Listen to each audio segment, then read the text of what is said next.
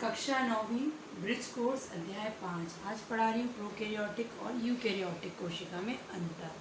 Prokaryotic कोशिका और eukaryotic कोशिका में अंतर सीखने से पहले ये जो शब्द है प्रो शब्द दो भागों से बना, प्रो धन कैरियोटिक, इसका अर्थ सीखेंगे।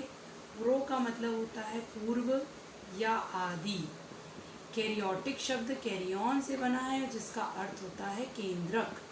ठीक है, तो ऐसी कोशिकाएं जिसमें आदि प्रकार का या पूर्व प्रकार का केंद्रक पाया जाए, ऐसी कोशिकाएं जिनमें पूर्व प्रकार का या पुराने प्रकार का, याद रखें पूर्व का मतलब होता है पुराने प्रकार का केंद्रक पाया जाता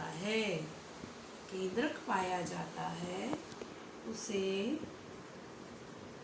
हम प्रोकैरियोटिक कोशिका कहते हैं। ठीक, उसे क्या कहेंगे? प्रोकैरियोटिक। यूकैरियोटिक कोशिकाएं, तो ये तो पुराने प्रकार का केंद्रक हो गया, लेकिन ऐसी कोशिकाएं जो कि जिनमें विकसित केंद्रक हो, डेवलप्ड हो, जो तो इन्हीं केंद्रक को जब ये केंद्रक आगे जाके डेवलप्ड हो गए तो वो कोशिकाएं कौन सी हो गई? यूकैरियोटिक।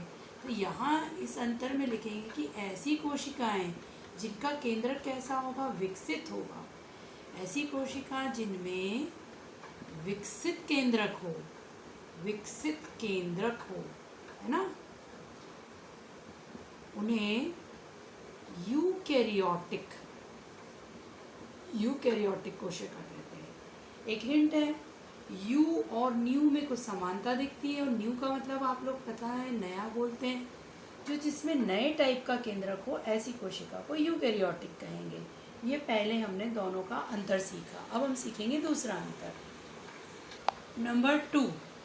नंबर टू अंतर सीखने के लिए हम उदाहरण से सीखेंगे। ठीक है, नंबर 2 में हम दोनों तरफ क्या लिख ले रहे हैं? उदाहरण। यहाँ जो मैं उदाहरण लिख रही हूँ वो लिख रही हूँ जीवाणु, या जिसे हम कहते हैं बैक्टीरिया। यहाँ जो मैं उदाहरण ले रही हूँ वो लिख रही हूँ अमीबा। ठीक है, उदाहरण याद रखिएगा। प्रोकैरियोटिक में जीवाणु और नीली हरी शैवाल। प्रोकैरियोटिक में उदाहरण याद रखिएगा, नीली हरी शैवाल। ठीक है, और जीवाणु इसका उदाहरण है। यूकैरियोटिक में उदाहरण क्या ले लिया मैंने? अमीबा ले लिया है। अब हम संरचना बनाते हैं नंबर 3 में। तो ये हम एक संरचना जीवाणु की इस तरीके से बना लेंगे, हमारी पुस्तक में भी बनी है, और अमीबा की हम ये संरचना बना लेंगे इस तरीके से। ठीक है, तो अब हम सीखेंगे नंबर 3 में आकार किसका बड़ा दिखता है हमको? यूकैरियोटिक कोशिका का आकार बड़ा है, प्रोकैरियोटिक कोशिका का आकार छोटा है। तो तीसरा अंतर लिखेंगे कि इनका आकार छोटा है। ठीक, यहाँ लिखेंगे तीसरे में अंतर कि इनका आकार बड़ा है ना। ये स्मॉल साइज होती है, ये बिग साइज होती है। इसके लिए बैक्टीरिया एग्जाम्पल होता है, इसके लिए अमीबा एग्जाम्पल होता है। ये 3 एग्जाम्पल हो गए। देन हम 4th पे आएंगे। यहाँ मैंने देखिए अमीबा के बीच में इसका न्यूक्लियस केंद्रक बना दिया, और केंद्रक के चारों तरफ एक केंद्रकीय झिल्ली होती है, न्यूक्लियस की मेम्ब्रेन होती है। ठीक, ये ब्लू जो मैंने बनाया वो इसका केंद्रक है, और ये इसकी न्यूक्लियस की मेम्ब्रेन है, मतलब कि केंद्रकीय झिल्ली इसमें उपस्थित होती है। तो आप नंबर 4 एग्जाम्पल याद रखेंगे कि इन कोशिकाओं में स्पष्ट केंद्रक और केंद्रकीय झिल्ली होती है, न्यूक्लियस और न्यूक्लियर मेम्ब्रेन स्पष्ट होती है। यहाँ पर नंबर 4 में लिखेंगे कि इनके पास स्पष्ट केंद्रक और केंद्रकीय झिल्ली नहीं होता है। स्पष्ट केंद्रक और केंद्रकीय झिल्ली नहीं होती है। ठीक, ये 4 अपन ने चीज़ें सीख ली। अब 5वीं चीज़ सीखना है ना। 5वीं चीज़ सीखने के लिए देखेंगे, ये केंद्रक है, और केंद्रक के अंदर ये जो मैं बना रही हूँ ये डीएनए के धागे, जो कि क्या बना रहे हैं? ये क्रोमोसोम्स बना रहे हैं, और यहाँ पर हम काउंटिंग करें तो क्रोमोसोम्स 1 से अधिक है। ठीक है, तो जो स्पष्ट केंद्रक था उसमें 1 से अधिक क्रोमोसोम्स उपस्थित होते हैं। 1 से अधिक क्रोमोसोम्स होते हैं। अब क्रोमोसोम्स होते क्या हैं हमको ये नहीं पता है, तो क्रोमोसोम अभी हमको सीखना है, तो हम ये सीख लें कि ये एक पीढ़ी से दूसरी पीढ़ी में आनुवांशिक जो लक्षण होते हैं उनको ले जाने का काम करते हैं। ठीक है, ये आनुवांशिक मटेरियल या पदार्थ होता है क्रोमोसोम। बस इतना हम सीखेंगे, इसके अलावा कुछ नहीं। यहाँ पर केंद्रक तो स्पष्ट था ही नहीं, और क्रोमोसोम की संख्या मैंने यहाँ पर कितनी बनाई है, काउंट करो तो सिर्फ एक। ये जो मैंने बनाया है इसके पास कितना क्रोमोसोम है, ओनली 1। तो यहाँ पर देखेंगे प्रोकैरियोटिक कोशिका में एक क्रोमोसोम होता है, एक क्रोमोसोम उपस्थित। ठीक है, आनुवांशिक पदार्थ को ले जाने वाला एक क्रोमोसोम। और यूकैरियोटिक में एक से अधिक क्रोमोसोम्स होता है। ये हो गया हमारा 5वां अंतर। 6वां और बहुत इम्पॉर्टेंट अंतर हम देखेंगे। ठीक है,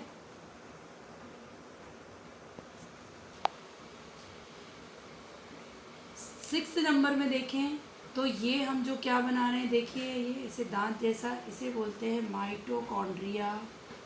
माइटोकॉन्ड्रिया, ठीक है। ये हम देखें यहाँ से झिल्ली ये लगी रहती है, इसे क्या बोला जाता है, इसके नाम आप थोड़े थोड़े याद कर लो। तो ये होती है एंडोप्लाज्मिक रेटिकुलम या अंतःद्रवी जालिका। ये जो मैंने गोल गोल सा बनाया है इसको क्या कहते हैं, तो इसे कहते हैं लाइजोसोम्स। ठीक है, लाइजोसोम्स। ठीक, ये जो मैंने ऐसा ये जिगजैग स्ट्रक्चर बनाया है ये होता है गाल्जी उपकरण या गाल्जी एपरेटस, है ना, ये होता है। इनको ज़रा ध्यान से देखें। तो ये सारी चीज़ें मैंने कौन सी सेल में बनाई है, ये मैंने बनाई है यूकैरियोटिक में। तो ये सारे कोशिकांग या सेल ऑर्गेनिज्म जिसमें माइटोकॉन्ड्रिया, एंडोप्लाज्मिक रेटिकुलम, लाइसोसोम और गाल्जी उपकरण आते हैं, ये सब किस में उपस्थित हैं, ये सारे के सारे यूकैरियोटिक में उपस्थित हैं। और ये मैंने किस में नहीं बनाए हैं, तो ये प्रोकैरियोटिक में उपस्थित नहीं है। तो हम यहाँ पर लिखेंगे कि कोशिकांग, है ना, इनके कुछ नाम याद रख लीजिए। कोशिकांग जैसे माइटोकॉन्ड्रिया, बार बार लिखोगे बोलोगे तो ये याद होगा, है ना। माइटोकॉन्ड्रिया, लाइसोसोम्स, है ना, ER को बोलते हैं एंडोप्लाज्मिक रेटिकुलम। ये सारे अनुपस्थित हैं। अनुपस्थित का मतलब नॉट प्रेजेंट। ये सारे किस में अनुपस्थित हैं, प्रोकैरियोटिक सेल में। मैंने यहाँ नहीं बनाए हैं, है ना।